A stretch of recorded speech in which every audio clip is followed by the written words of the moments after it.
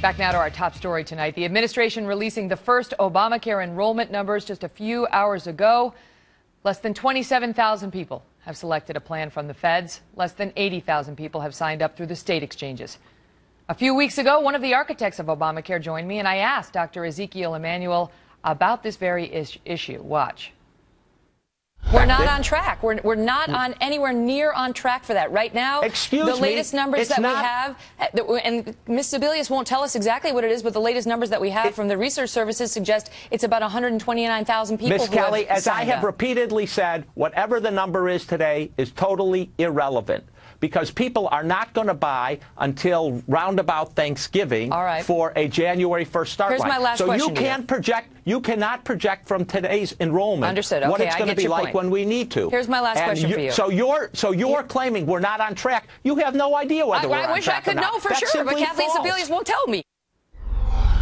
But now we know. Back with me tonight, Dr. Ezekiel Emanuel, Vice Provost of the University of Pennsylvania, and he also served as Special Advisor for Health Policy to the Director of the White House and Office of Management and Budget. He's also the author of Brothers Emanuel, a memoir of an American family, and his brother, as you may know, is the mayor of Chicago, Rahm Emanuel, who was also, at one time, President Obama's chief of staff. Doctor, it's great to see you again. So now we have more information, and your reaction to the latest numbers out tonight is what? Look, I think they're disappointing. I think it's not that confusing, given the fact that the website wasn't working, and the publicity campaign to make people aware of it and what to do was put on hold until the website begins to work reasonably well. So I'm not that surprised. Remember, we have 4.5 months from today to get to the end of the open enrollment period, and it's the end of the open enrollment period, which is fine. This is like watching a tea kettle and saying, is it boiling yet? Is it boiling yet? And that's not very helpful. Well, but it's very concerning, but let me show you this number that I went over with Mark Tucson. Can you give me a chance? I gave you a chance. Let's have a question and answer where the interview works better that way. 5 million people have already been canceled. Okay, so I'm not talking about the 7 million who you guys wanted to sign up. That's not a reliable number. It's at least 3 million, and the reports out tonight are that it's 5 million people who have been canceled so Only far. on Fox is it 5 million. That is the truth. Okay, fine. So let's go with 3 million. You can deny the problem all you want, sir, but the data is out there. If it's 5 million people tonight by our numbers, if that is the case, can we put the full screen back on the board? Then you need 156,000 people to sign up every day for the next 32 days just to break even. That's not even talking about the 7 million who you guys needed from the get-go to make Obamacare work. No, that's not right, Megan. You've got the numbers wrong. 7 million includes the people who were expected from the individual market to come on as well. So it's not just 7 million and the number from the individual market. That's the first point. The second point is you have to remember, in the individual market, before Obamacare, the insurance companies were canceling people all the time. That's one of the reasons we wanted the exchanges to work. And I agree with you. Without the exchanges working, this cancellation policy is worrisome. It was worrisome before Obamacare. It's worrisome today.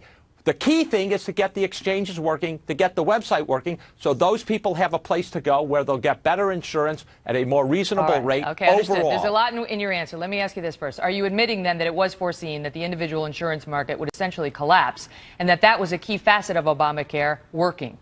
It's not a matter of foreseen. The insurance companies always cancel policies before. It is a matter. They did it before. No, that's spin. You know as well as I do that the mass cancellations we have seen tonight are hurting a lot of Americans. They're very upset, and their relationship with their doctor has been severed as a result of coverage in many instances. Ms. Kelly, you don't seem to remember. You keep downplaying it, sir, but it's happened. No. And now you say foreseeability is irrelevant. It is relevant. They want to know if you knew. Maybe you would stop yelling at me. Did you know or didn't you? You don't see that before Obamacare, those kind of cancellations happened all the time. You never covered them. They were very common. So to you, the two things are totally disconnected. You keep interrupting. Isn't there any manners here? Sir, it's a back and forth. I'm not just going to give you the platform for a soliloquy. Are you saying the two things are totally unrelated? Obamacare and the 5 million, pick your number, of cancellations in the individual market, totally unrelated? No, I'm saying, look, the insurance industry was not forced to cancel anyone. They canceled people before, and they see this. They see the individual market as going away, and they're getting out of it. I will give you that point for the purposes of discussion. Okay, I'll go with you on that. Let's say that is the case. Did you foresee that happening? I think when you change the market, things change, and businesses make different decisions. Did you foresee that happening? It is. I saw them going to the exchanges because that's a better market for everyone, including them. Okay, but that's different. Going to the exchanges on their own because they saw it and said, I like it, it's better than what I have. That's not the same as the insurance company saying, you are canceled and now you're on your own. Did you foresee that happening? That is absolutely, they have canceled because they don't see that as a... They don't see that as a growing market. That's their view. You are not answering. They think the exchange is rising. Sir, you're not answering. You're not. I am answering. Their business decision says the individual market is dying. We're going to go to the exchange. That's how they're playing this. Okay. So when the president said to the people, if you like your plan, you can keep it, period, you believe he genuinely believed that in his mind? And that he did not foresee the mass cancellations we're seeing now. Whether you could anticipate what business would do is irrelevant. The Affordable Stop Care saying Act. that, because I'll tell you what's relevant to my viewers. I think I know my viewers, and I think they think this is relevant. So can't you just assume with me, for the purposes of our discussion, that I'm right and give us an answer? No, I'm going to tell you. The Affordable Care Act did not require any single insurance company to cancel a plan. They decided. I'm going with you on that. To do that. They decided to do that for business reasons. I'm giving you that for the. Okay. They decided to do it for business reasons. Listen. I am giving you that. Okay. Good. So it's all the insurance company's fault. They're bad. They did something bad. I didn't say they're bad. I just said that they made a business decision. All right, fine. Why didn't you foresee that? And why didn't you plan against it? And why didn't you say to the American people, you need to know what's going to happen on the individual insurance market because it's going to be very relevant to your life, your health, and your children's health? Because we were offering them a better platform to buy insurance called the exchange. That was the rationale. Okay. All right. Listen, okay, I appreciate the answer. I want to ask you this. Good. You have been saying today that you believe there should have been a CEO placed in charge of the healthcare rollout, its development. I said it weeks ago. Okay. Right. I said it weeks ago. Shouldn't that have been something that the President of the United States recognized at the onset of this law? I think someone should have been in place in the spring, summer of 2010. I think someone should be in place today. I think it's very important to have a single manager who has managerial experience, has insurance company experience. And should the president have recognized that? I think it's important. Look, I recommended it. Okay, but I know you are loyal to the president, but and I don't want to criticize him, but I don't understand why you can't just tell it to us straight. Should he have seen this? Why? I'm trying to get to, why didn't they listen to you? Why wasn't there such a person appointed? There were differences about how they wanted to run it, and they decided to run it with people in CMS having the charge for doing it. Remember, this was not an environment which was hospitable to setting up the exchanges. I know. There was a lot of you and your colleagues were constantly criticizing, trying to underfund it, and trying to make sure it didn't work.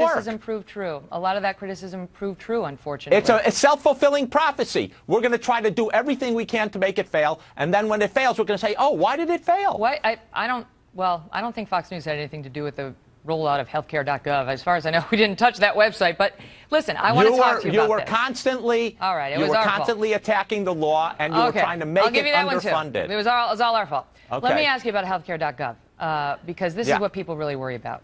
I worry about it too. If those people who lost their coverage, doctor, if they lost the people, the 5 million, whatever the number, the 5 million, okay, they lose their coverage. 3 million, okay, fine. Then they can't get on healthcare.gov in time to get coverage for January 1.